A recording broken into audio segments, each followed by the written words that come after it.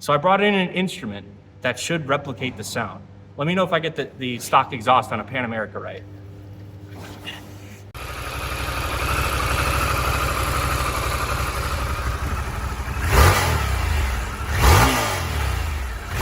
Now let's cut over to a clip of our new exhaust.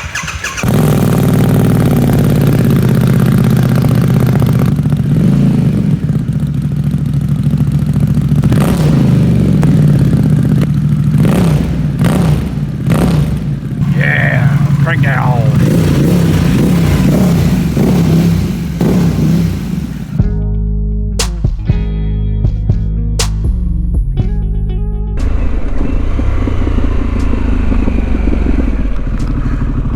Hello and welcome back everybody to the Loose Juice channel. Today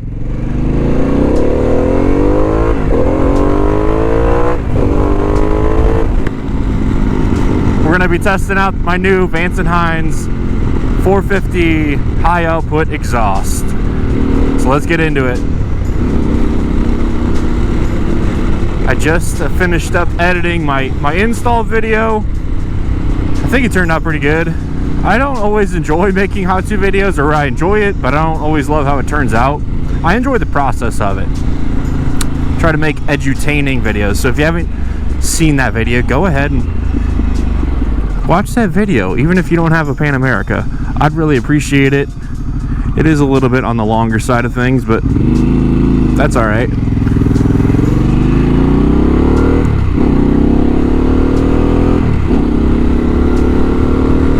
So I don't know if you can tell, I hope you can tell through the camera in my helmet, or the microphone in my helmet. This exhaust is noticeably louder at idle and to quarter throttle. You can really hear the bike now, which I think is probably my biggest gripe with Harley Pan America. The stock exhaust, I mean, relative to historic Harley-Davidson engines, it's a complete sewing machine. It's a very fast, very powerful sewing machine, but it's just so quiet. And quieter than the stock M8 motor with the stock M8 muffler. I mean, that stock exhaust kind of just disappointing. But I get why they did it. For the ADV market, a lot of folks don't like loud exhaust. I, however, am just one of those people that started my two-wheel career on a dirt bike, which those are loud, and then, you know, was on some cruiser bikes, and the bike I turned in for this bike was a Road King. There was a twin cam Road King 103 with Reinhardt's on it, and that bike would make a potato. This bike, well, it doesn't make a potato now. It makes what can only be described as awesome liquid-cooled V-twin noises. And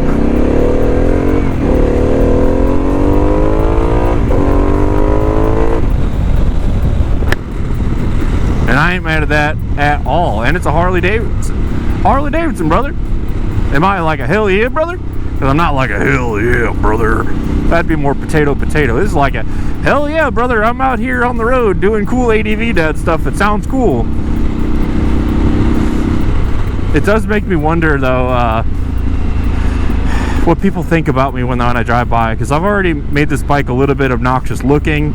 Now it has the exhaust to match the obnoxious look. Tiger stripe on a Harley Pan America, followed by Vance and Hines high output 450 exhaust.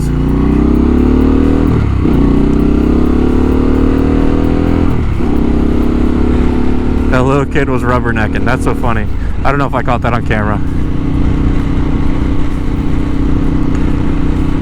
Even the little kids like it.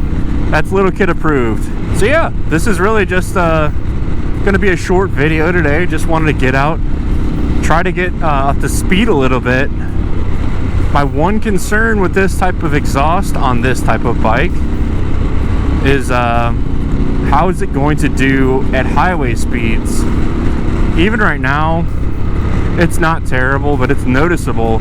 I fear at like highway speeds between, let's just say 70 to 85 miles per hour, I wonder if it has a what I would call a drone. So just it starts to just not become a good sound and more of a annoying sound that will give you a headache on a long road trip. And I do like to ride longer distance.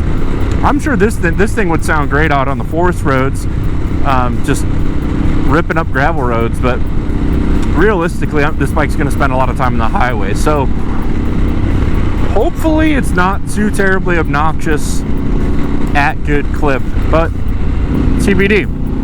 For right now though, I'm just enjoying how it sounds. Allegedly it does provide, I think they say like 6 more horsepower, 6 more torque.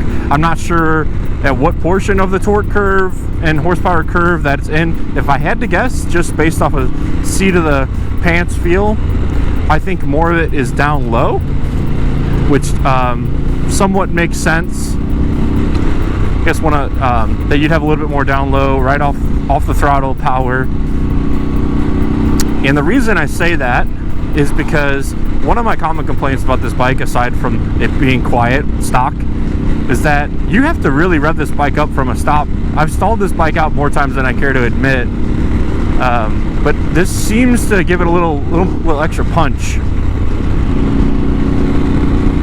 which I think is fantastic.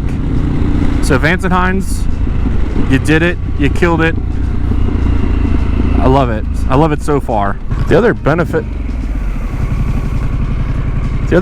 that I know exists is the weight savings. I think it also shaves off, I think maybe the number 6 is stuck in my head, but 6 pounds sounds about right over the stock silencer and resonator box.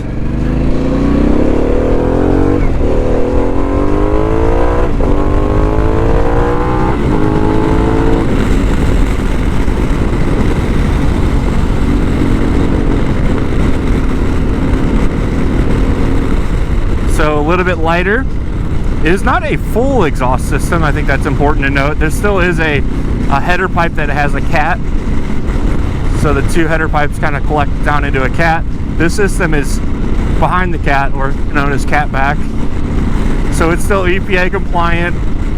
As far as I've heard, there's no tunes available for it, so you can't tune in a stage 1 tune for it. This has a stock air box in it. So yes, it's true, just an exhaust on a stock bike, but it makes such a huge difference. I'm happy with it. If you have a Pan America and you've installed a stock exhaust that was different from a Vance and Hines, let me know what you installed. Put it down below. Tell me what you like about it. Tell me what you hate about it. And then I guess the final question is, would you switch back to a stock exhaust or a different aftermarket exhaust that has a better decibel killer if you ran into that problem, or you felt like the noise was a problem? I'm really curious to know if other people out there, what they've tried, what they like, what they don't like. We're just out cruising the backcountry roads. I am just trying to get to a bigger stretch of road, and we'll try to get up to more of a highway speed. 5th gear 60 is not bad. I think I would always recommend you wear earplugs on a longer ride. Save your hearing. I actually have some earplugs in here. I didn't put them in today. I know it's like total hypocrite, but for recording, I wanted to be able to hear the bike myself a little bit before I go making a video talking about how great the exhaust sounds. Hopefully that makes sense.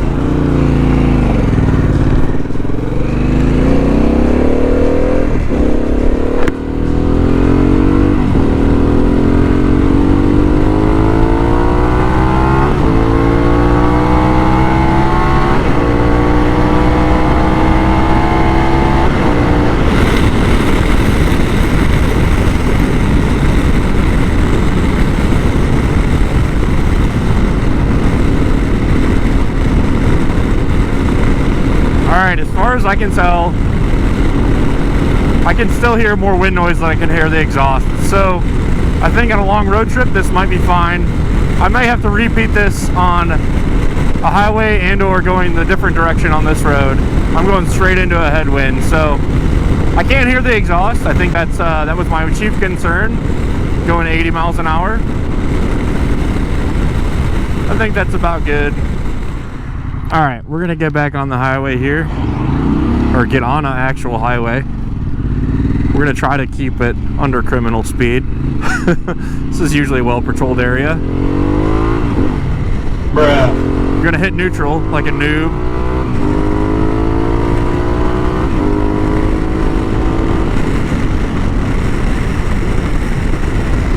So yeah, there's about 70. It's really not droney at all. There's still a ton of wind noise though. Alright, I'm gonna cut this one here. If you like the video, if you like Harley-Davidson Pan America content, go ahead, give me a subscribe down below. And if you like the video, hit that like button, hit the bell notification in case you want to see future content from me when I put it out. I appreciate your watching. Keep calm, ride motorcycles, do things, and keep it juice.